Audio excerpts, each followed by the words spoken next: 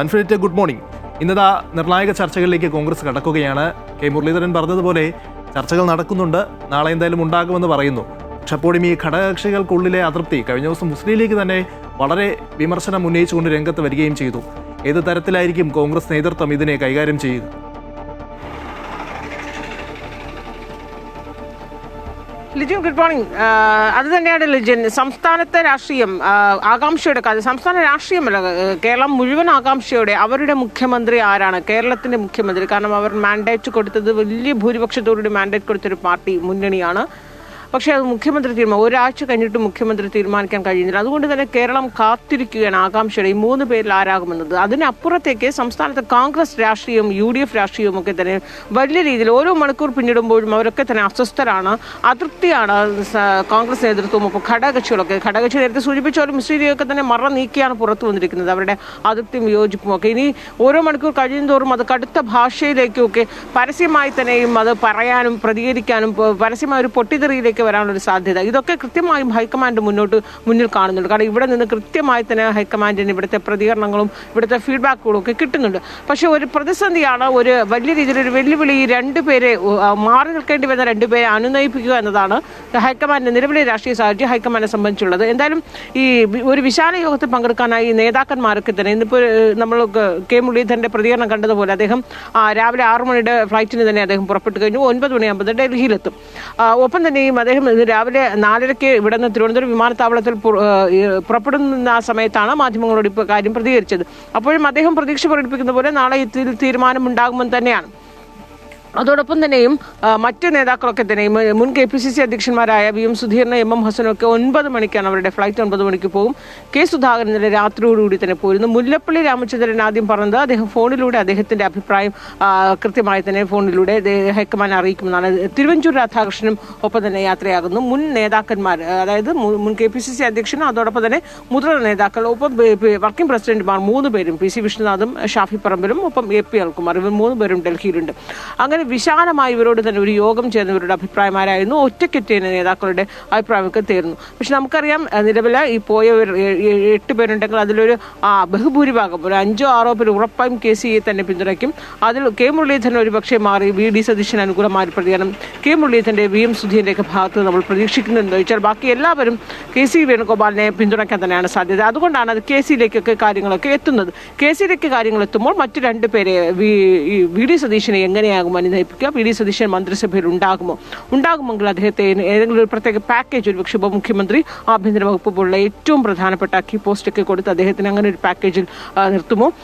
രമേശ് ചെന്നിത്തല എങ്ങനെയാകും ഉൾക്കൊള്ളുക? ഇതൊക്കെയാണ് ഈ 2 ദിവസങ്ങൾ, അതായത് ഈ 48 മണിക്കൂറിനുള്ളിൽ ഈ കാര്യത്തിലൊക്കെ ഒരു തീരുമാനമുണ്ടാകും. കാരണം ഇനിയും തീരുമാനം വൈകാൻ പാടില്ല.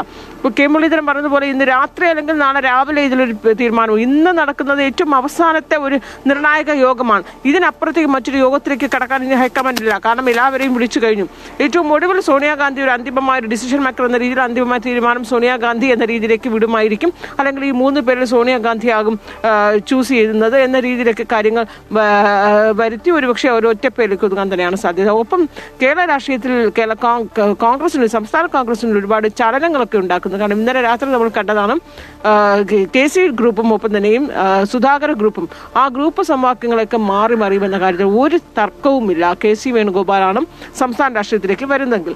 ഇന്നലെ തന്നെ കെ സുധാകരൻ ഗ്രൂപ്പും ഒപ്പം KC ഗ്രൂപ്പും ഒക്കെ ഒരുമിച്ചൊരു യോഗം സുധാകരന്റെ വീട്ടിൽ ആലോചിച്ചിരുന്നുവെങ്കിൽ അത് മാധ്യമങ്ങൾ അറിഞ്ഞതോടുകൂടി, വാർത്തയായതോടുകൂടി അത് പിന്മാറി.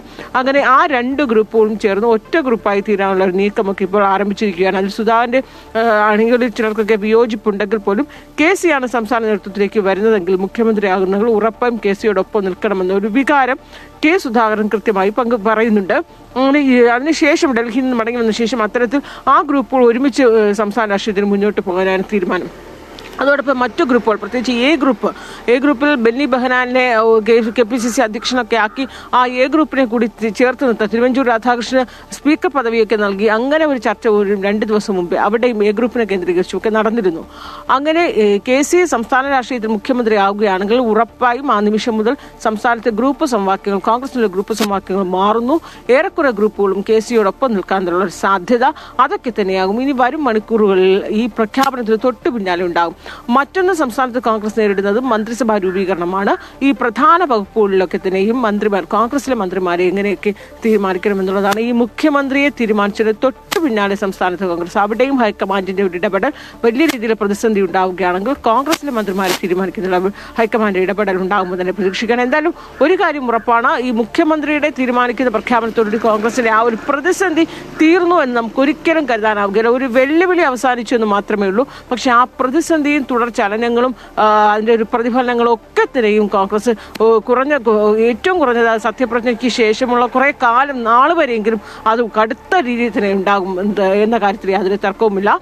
ലിജിൻ, അൻഫിലിറ്റ്, മറ്റൊരു കാര്യം, ഈ ജനാധിപത്യ സംവിധാനത്തിൽ മുഖ്യമന്ത്രിയെ പോലെ തന്നെ വളരെ പ്രാധാന്യം അർഹിക്കുന്ന മറ്റൊരു പൊസിഷനാണ് ഈ പറഞ്ഞതുപോലെ പ്രതിപക്ഷ നേതാവ്. എന്തായാലും CPM-ൽ നിന്നും ആരായിരിക്കും പ്രതിപക്ഷ നേതാവ് എന്ന ചോദ്യം ഇങ്ങനെ ഉയരുകയാണ്. പിണറായി വിജയൻ തന്നെ പ്രതിപക്ഷ നേതാവായി വരുമോ എന്ന് പലരും ചോദിക്കുന്നുണ്ട്. ഈ PB യോഗത്തിന് ശേഷം MA ബേബി മാധ്യമങ്ങളോട് പറഞ്ഞൊരു കാര്യമുണ്ട്, ഈ പരാജയം ഏതൊരെങ്കിലും ഒരു വ്യക്തിയിൽ മാത്രം, അവരുടെ മാത്രം ഉത്തരവാദിത്തമല്ല, പാർട്ടി ഒന്നടങ്കം ആ ഉത്തരവാദിത്തം ഏറ്റെടുക്കുന്നു എന്ന് പറഞ്ഞുകൊണ്ടാണ് പിണറായി വിജയനെ ഡിഫെൻഡ് ചെയ്യാൻ നോക്കുന്നത്. പ്രധാനപ്പെട്ട കാര്യം, ഘടകകക്ഷികളടക്കം പിണറായി വിജയന്റെ ധാർഷ്ട്യമാണ് ഈ പരാജയത്തിന് കാരണം എന്നതടക്കമുള്ള വിമർശനങ്ങൾ ഉന്നയിക്കുമ്പോൾ ആ ഒരു ഘട്ടത്തിൽ എന്തായാലും പിണറായി വിജയനിൽ നിന്ന് മറ്റൊരു പേരിലേക്ക് പ്രതിപക്ഷ നേതാവ് മാറുന്നു എന്ന് നമുക്ക് ചിന്തിക്കാൻ കരുതില്ലല്ലോ. അത് തന്നെയാണ് അതിനകത്തെ മറ്റൊരു ചോദ്യമില്ല ലിജിൻ. കാരണം ആരാകും പ്രതിപക്ഷ നേതാവ് എന്നത് അത് ഡൽഹി കേന്ദ്രീയ ചർച്ച നടന്നാലും സംസ്ഥാനത്ത് ചർച്ച നടന്നാലും പിണറായി വിജയൻ തനിക്ക് താല്പര്യമില്ല എന്ന് പറഞ്ഞാൽ മാത്രമേ മറ്റൊരു പേരിലേക്കോ മറ്റൊരു ചോയ്സിലേക്കോ പോകുന്നുള്ളൂ. നിലവിൽ ഇത്ര ദിവസം ഈ ഒരാഴ്ചയൊക്കെ പിന്നിട്ടിട്ടും അദ്ദേഹത്തിന്റെ ഭാഗത്ത് നിന്ന് അങ്ങനെ ഒരു പ്രതികരണമില്ല എന്നാണ് ഏറ്റവും ശ്രദ്ധേയമാകുന്നത്. കാരണം അദ്ദേഹം ഒരു വിധത്തിൽ പോലും താൻ മാറി നിൽക്കുന്നു എന്ന് പറയാത്തിടത്തോളം കാലം മറ്റൊരു നേതാവിന് ഒരു കാരണവശാലും അത് PBക്കും അങ്ങനെ അടിച്ചേൽപ്പിക്കാനാവുകയില്ല, സംസ്ഥാനത്തും പറയാനാവുകയില്ല. അതുകൊണ്ട് തന്നെയാണ് PB യോഗത്തിൽ അക്കാര്യത്തെക്കുറിച്ചുള്ള ചർച്ച നടക്കാതിരുന്നതും MA ബേബി ആ രീതിയിൽ ഒരു പ്രതികരണം അദ്ദേഹത്തിന്റെ ഭാഗത്തുനിന്ന് ഉണ്ടാവുകയും ചെയ്തു. ഇങ്ങനെ കടന്നാക്രമിക്കാൻ പാടില്ല എന്ന രീതിയിൽ എല്ലാവരും കൂടി ഒരു പരാജയം വരുമ്പോൾ വളഞ്ഞിട്ട് ആക്രമിക്കാൻ പാടില്ല എന്നൊരു വികാരം തന്നെയാണ് ദേശീയ നേതൃത്വത്തിലുള്ളത്. അതേ വികാരം ഏറെക്കുറെ സംസ്ഥാനത്തും ഉണ്ടെങ്കിലും ഇന്നിപ്പോൾ സംസ്ഥാനത്ത് CPM-ന്റെ നേതൃയോഗങ്ങൾക്ക് തുടക്കമാവുകയാണ്. ഇന്ന് രാവിലെ CPM-ന്റെ സംസ്ഥാന സെക്രട്ടേറിയറ്റ് ചേരുന്നു, നാളെയും മറ്റന്നാളും സംസ്ഥാന സമിതി. ഈ സംസ്ഥാന സമിതിയാണ് ഏറ്റവും നിർണായകമാകുന്നത് നമുക്കറിയാം. എന്നും എപ്പോഴും വിമർശനങ്ങൾക്ക് വിധേയമാകുന്നു സംസ്ഥാന സെക്രട്ടേറിയറ്റില സംസ്ഥാന സമിതി തന്നെയാണ് വിമർശനങ്ങൾ ഉന്നയിക്കുന്നത്. അപ്പോൾ നാളെയും മറ്റന്നാളും ഈ തെരഞ്ഞെടുപ്പ് തോൽവിക്ക് ശേഷം ചേരുന്ന ഏറ്റവും പ്രധാനപ്പെട്ട നേതൃയോഗമാണ് ആദ്യമായി സംസ്ഥാന സമിതി ചേരുന്നു. സംസ്ഥാന സെക്രട്ടേറിയറ്റ് കഴിഞ്ഞ ആഴ്ച ചേർന്നിരുന്നു. ആ സെക്രട്ടേറിയറ്റ് നമുക്കറിയാം 13 മണിക്കൂർ നീണ്ട ചർച്ചയാണ് അവിടെ നടന്നത്. അതിൽ എല്ലാ സെക്രട്ടേറിയറ്റ് അംഗങ്ങളും വളരെ ദീർഘനേരം 3/4 മണിക്കൂറൊക്കെ എടുത്താണ് ഓരോ അംഗങ്ങളും സംസാരിച്ചത്. ഇവിടെയൊന്നും മുഖ്യമന്ത്രിയെയും ഒപ്പം തന്നെ പിണറായി വിജയനെയും ഒപ്പം തന്നെ MV ഗോവിന്ദനെയും പ്രതിസ്ഥാനത്ത് നിർത്തുന്ന രീതിയിലായിരുന്നു സെക്രട്ടേറിയറ്റ് അംഗങ്ങളൊക്കെ സംസാരിച്ചത്. പക്ഷെ അവരുടെ ഒരു മറുപടി അന്ന് അവിടെ ഉണ്ടായിരുന്നില്ല. കാരണം മറുപടി ഉണ്ടായെങ്കിലും വിശാലമായി വ്യക്തമായ ഒരു മറുപടി പ്രതികരണം ഈ രണ്ട് നേതാക്കന്മാരുടെ ഭാഗത്തുണ്ടായാലും ഈ രണ്ടുപേരും പ്രതിസ്ഥാനത്ത് നിർത്തിയുള്ള ഒരു ചർച്ച അവിടെ നടന്നുവെങ്കിൽ അതിനപ്പുറത്തേക്ക് കൂടുതൽ ആഴത്തിലുള്ള ചർച്ചയായിരിക്കും ഇന്നു മുതൽ ആരംഭിക്കുന്ന 3 നേതൃയോഗങ്ങളും ഉണ്ടാവുക. കടുത്ത വിമർശനം ഉറപ്പായും ഉണ്ടാകും. കാരണം എന്തുകൊണ്ട് ഇങ്ങനെ ഒരു കനത്ത ആഘാതത്തിലേക്ക് മുന്നണി അല്ലെങ്കിൽ പാർട്ടിയെ നയിക്കാനിടയായ സാഹചര്യം, ഇവിടെ കൃത്യമായ സ്ഥാനാർത്ഥി നിർണയത്തിൽ പിശക് പറ്റി, ഒപ്പം തന്നെയും ഏകപക്ഷീയമായ കാര്യങ്ങൾ തീരുമാനിക്കുകയും നടപ്പാക്കുകയും ചെയ്തു. MV ഗോവിന്ദന്റെ ഭാര്യ PK ശ്യാമളയെ സ്ഥാനാർത്ഥിയാക്കിയ സമയത്ത് കണ്ണൂർ ഘടകങ്ങളിലുണ്ടായ പരസ്യമായ വിയോജിപ്പ് എന്തുകൊണ്ട് പാടെ അവഗണിച്ച് മുന്നോട്ട് പോയി. പല G സുധാകരനടക്കം പാർട്ടി വിടാനുണ്ടായ ഒരു സാഹചര്യം, ഇതൊക്കെ തന്നെയും കൂലങ്കശമായി സംസ്ഥാന സെക്രട്ടേറിയറ്റ്, അതിനപ്പുറത്തേക്ക് 2 ദിവസം സംസ്ഥാന സമിതി, അതാണ് അതിപ്രധാനമാകുന്നത്. എല്ലാ നേതാക്കളും ഏറെക്കുറെ നേതൃത്വത്തിനെതിരെ കടന്നാക്രമിക്കുന്ന കാര്യത്തിൽ ഒരു തർക്കവുമില്ല. കാരണം അത്രയേറെ ദയനീയ പരാജയത്തിൽ ഇനി ഒരു ഉയർത്തെഴുന്നേൽപ്പ് എന്ന് ദേശീയ തലത്തിൽ പോലും CPM-നെ ഇങ്ങനെ ഈ രീതിയിൽ ഒരു സമ്പൂജ്യമാക്കി മാറ്റുന്ന ഒരു ഘട്ടത്തിലേക്കൊക്കെ കൊണ്ടുപോകാൻ കേരളത്തിലെ CPM നേതാക്കളെ നേതൃത്വത്തിന് എവിടെയാണ് പിശക് പറ്റിയത്, എവിടെയാണ് പിഴവുണ്ടായത്, വീഴ്ചയുണ്ടായത്, ഇതടക്കമുള്ള വളരെ കൂലങ്കശമായ ചർച്ച ഇന്ന് മുതൽ ആരംഭിക്കുന്ന നേതൃത്വങ്ങളൊക്കെ ഉണ്ടാകും. അതോടൊപ്പം തന്നെയും പ്രതിപക്ഷ നേതാവ് ആരാകുമെന്നുള്ളത് ഇന്നത്തെ സംസ്ഥാന സെക്രട്ടേറിയറ്റിൽ ധാരണയിലെത്തുമെന്നാണ്. പക്ഷെ പ്രഖ്യാപനം ഉണ്ടാവില്ല. നിലവിലെ സാഹചര്യത്തിൽ പിണറായി വിജയൻ തന്നെയാകും പ്രതിപക്ഷ നേതാവായി നയിക്കുക. അത് നേരത്തെ പറഞ്ഞതുപോലെ അദ്ദേഹത്തിന്റെ ഭാഗത്തു നിന്ന് ഒരു രീതിയിൽ പോലും മാറി നിൽക്കണമെന്നൊരു സൂചന ഉണ്ടാകുന്നില്ല. അതുകൊണ്ട് പ്രതിപക്ഷ നേതാവായി അദ്ദേഹം തന്നെ തുടരട്ടെ എന്ന് തന്നെയാകും പാർട്ടി തീരുമാനിക്കുക. മാത്രവുമല്ല, ഒരു വലിയൊരു വിജയം ഉണ്ടായപ്പോൾ എല്ലാവരും അദ്ദേഹമാണ് വിജയത്തിന്റെ ശില്പി എന്ന് പറയുകയും കനത്ത ആഘാതം ഉണ്ടാകുമ്പോൾ അദ്ദേഹത്തോട് ഒഴിഞ്ഞു പോകാൻ പോകാൻ പറയുമ്പോൾ ഉണ്ടാകുന്ന ഒരു വൈകാരിക പ്രശ്നം, ഇതൊക്കെ ചില നേതൃത്വം പങ്കുവെക്കുന്നുണ്ട്. പക്ഷേ ഘടകകക്ഷികൾ CPI-ക്കൊക്കെ തന്നെയും വലിയ രീതിയിലൊരു വിമർശനം അദ്ദേഹം മാറി നിൽക്കട്ടെ എന്ന് അഭിപ്രായമുണ്ടെങ്കിൽ പോലും CPM ആണ് അവരുടെ നിയമസഭാ കക്ഷി നേതാവിനെ തെരഞ്ഞെടുക്കുക, സ്വാഭാവികമായ പ്രതിപക്ഷ നേതാവായി മാറും.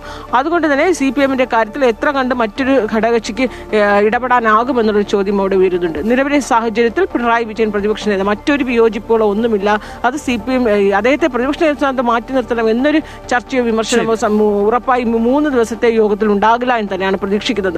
അങ്ങനെയെങ്കിൽ അദ്ദേഹം തന്നെയാകും പ്രതിപക്ഷ നേതാവുക. ഇന്നലെ അദ്ദേഹം തിരുവനന്തപുരത്ത് ഒരു വാടക വീട്ടിലേക്ക്, അതായത് മുഹമ്മദ് റിയാസ് MLA അദ്ദേഹം എടുത്തിരിക്കുന്ന വാടക വീട്ടിലേക്കാണ് അദ്ദേഹം മാറിയത്. ഒരുപക്ഷെ പ്രതിപക്ഷ നേതാവായി മാറിയാലും കന്റോൺമെന്റ് ഹൗസിലേക്ക് അദ്ദേഹം മാറുമോ, അതൊരു ഔദ്യോഗിക ഓഫീസ് മുറിയായി മാത്രം ഉപയോഗിച്ച് താമസം ഈ വാടക വീട്ടിൽ തന്നെ ആക്കുമോ, അങ്ങനെയുള്ള നിരവധി ചോദ്യങ്ങൾ വരികയാണ്. അതൊക്കെ ഈ വരുന്ന ദിവസങ്ങളിൽ നമുക്ക് മറുപടി കിട്ടും. എന്തായാലും ഒരു കാര്യം ഉറപ്പാണ്, പ്രതിപക്ഷ നേതൃസ്ഥാനത്ത് തൽക്കാലം പിണറായി വിജയന്റെ പേരല്ലാതെ മറ്റൊരു പേരും ഉയരുന്നില്ല.